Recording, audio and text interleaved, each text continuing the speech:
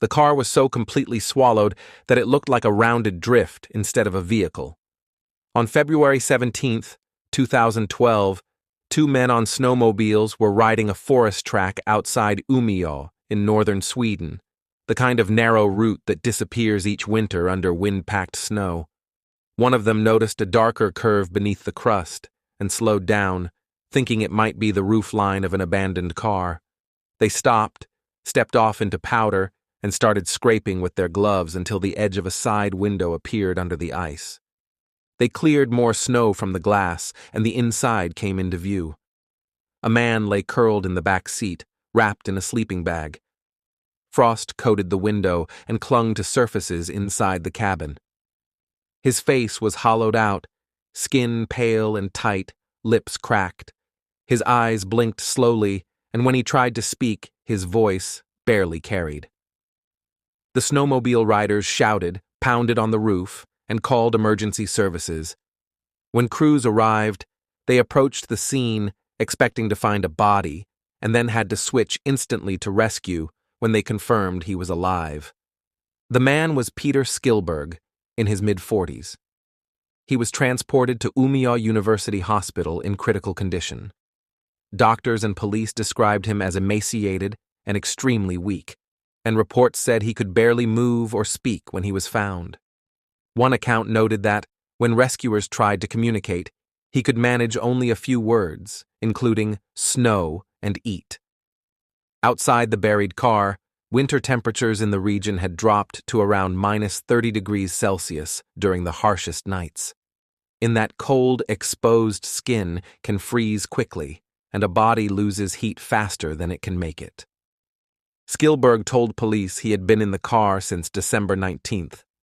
The public account that followed was spare but clear. He had driven off a main road onto a smaller track through the woods and ended up stuck in deep snow.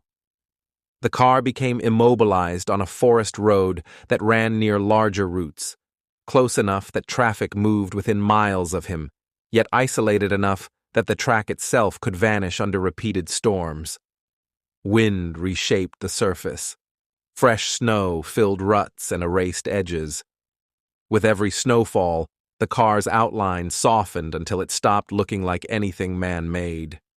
By late December, northern Sweden was deep in its darkest season.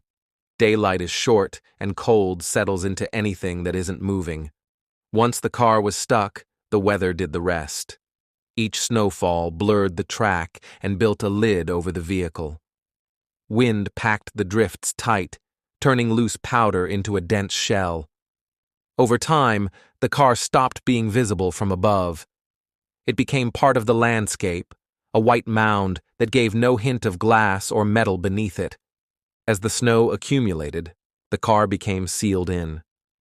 That seal was one of the reasons doctors believed he lived.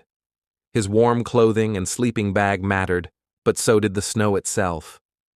Physicians described an igloo effect, the way packed snow can insulate and keep the temperature inside a buried space closer to freezing rather than the lethal air outside. It did not make the interior comfortable. It made it survivable, holding conditions at a level a protected body might endure. Police said Skyllberg survived by eating snow. That detail was repeated because it explained the one thing the body cannot go without for long: water. He told police he had no food. Doctors emphasized that nearly 2 months was at the outer edge of what a person could survive without eating, and they discussed the possibility that his metabolism slowed as his body tried to conserve energy. They called it an extraordinary case and said it was not something they expected to see again. When police spoke publicly, they returned to the same core details because they were the only ones Skyllberg could give at first. He had been there since December 19th. He had survived on snow, and he had not eaten. Doctors explained that a sheltered space can slow heat loss, and that even a few degrees can separate survival from death when a person is protected and not exposed to wind. They also emphasized how narrow the margin was. Without the sleeping bag, without warm clothing, or without the insulation created by the snowdrift around the car, the story would have ended long before February. What made the story even stranger was that, according to reports, Skyllberg had not been registered as a missing person.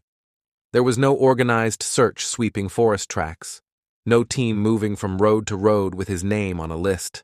Winter crews plowed the main routes, people went to work, and cars passed nearby without anyone realizing a living man was trapped behind a wall of snow. If he was going to be found, it would be because someone happened to notice a shape that didn't fit. That is what happened.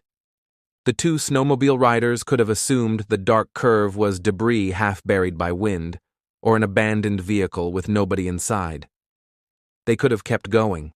Instead, they scraped until they exposed the glass and saw a living face behind it. They kept working while they waited for responders, clearing snow away from the door area so crews could reach the cabin. The responders treated him like a body that could fail under stress. They lifted him carefully from the back seat, got him out of the cold, and moved him quickly toward medical care. At the hospital, the language turned clinical. Hypothermia, severe malnourishment, stabilization, gradual rewarming, monitoring for complications. But those terms were a way of describing a simple truth. A man had remained alive inside a buried car for what appeared to be weeks on end, with only the insulation of snow, the protection of a sleeping bag and warm clothing, and melted snow for water. Doctors credited that insulation and his gear, and they spoke openly about how close he had been to death when he was discovered. As the story spread beyond Sweden, questions followed about how he ended up on the track and why he stayed with the car so long. Those answers were never as clear in public as the details of the rescue itself. What remained undeniable was the scene in the woods, a vehicle erased by winter, a man curled in the back seat, and two strangers who stopped long enough to clear a window and realize the story was not over.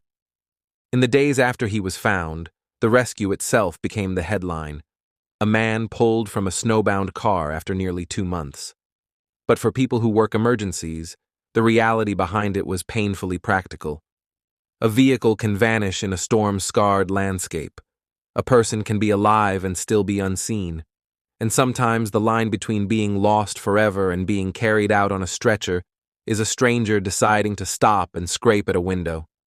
Doctors stressed that surviving that long without food is rare, and that Skyllberg's survival depended on shelter, insulation, and time working in his favor. Thank you for listening to Horrifying Survival Stories. Subscribe for more stories of those who faced the impossible and lived.